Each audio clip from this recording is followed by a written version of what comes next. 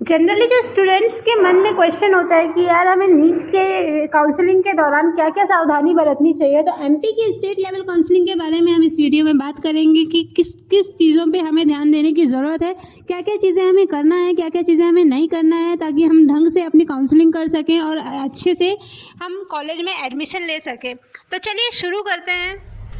तो इसमें जो दिया गया है इसके हिसाब से अगर आपका फर्स्ट राउंड में सीट अलॉट हो जाती है तो आपको जो भी कॉलेज मिल रहा है आपको उसमें एडमिशन लेना कंपलसरी है। अगर आप उसमें एडमिशन नहीं लेते हैं तो आप आगे की काउंसलिंग में पार्टिसिपेट नहीं कर सकते। लेकिन अगर आपको अपना कॉलेज अपग्रेड करवाना है तो फिर क्या करना होगा, तो इसके लिए सिंपल है कि आपको जिस कॉलेज में आपने पहले राउंड में सीट अलॉट हुई है तो वहाँ आप एडमिशन ले लीजिए। अगर अलॉटमेंट नहीं हुआ है आपका तो कोई बात नहीं, आप डायरेक्ट सेकेंड राउंड के लिए पार्टिसिपेट रहेंगे, वहाँ पर पार्टिसिपेट कर सकते हैं। लेकिन अगर आपकी फर्स्ट राउंड में सीट अलॉट हो गई है तो आपको जिस कॉलेज के लिए सीट अलॉट हुई है वहाँ एडमिशन लेने के बाद में फिर सेकेंड राउंड की काउंसलिंग शुरू होने से 2 दिन पहले आपको वहाँ से सीट लिविंग सर्टिफिकेट हासिल करना होगा, जो कि आपको ऑनलाइन मिलेगा।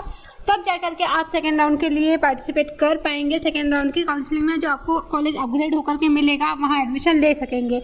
लेकिन अगर मान लीजिए आपने फर्स्ट राउंड में पार्टिसिपेट किया और फर्स्ट राउंड में ही आपको कॉलेज अलॉट हो जाता है, लेकिन आप अपग्रेड करने के लिए डालते भी हैं, लेकिन आप किसी कारणवश उस जो दी गई डेट है उसमें आपने सीट लिविंग सर्टिफिकेट जमा नहीं करवाया तो आप सेकेंड राउंड में पार्टिसिपेट नहीं कर पाएंगे, जिसकी वजह से जो सेकेंड राउंड में आपको अपग्रेड होकर कॉलेज मिलने वाला था वो आपको नहीं मिलेगी वो सीट ऑब्वियसली। तो आप इस चीज़ का ध्यान दीजिएगा कि आप दिए गए टाइम फ्रेम में वहाँ से जो पुराने कॉलेज में जहाँ से आपने एडमिशन ले लिया था वहाँ से सीट लिविंग सर्टिफिकेट ला दें, मतलब ऑनलाइन प्राप्त कर लें और उसे जमा कर दें। अगर सेकेंड राउंड में आपको अपग्रेड सीट मिलती है लेकिन आप उसमें एडमिशन नहीं लेते हो तो आपको जो फर्स्ट राउंड वाला सीट था वो आपका वही रहेगा, आपको वहीं पे एडमिशन लेके रहना है, आपको कुछ नहीं करना होगा, आप वहाँ से ही अपना कोर्स अपनी जर्नी शुरू कर सकते हैं।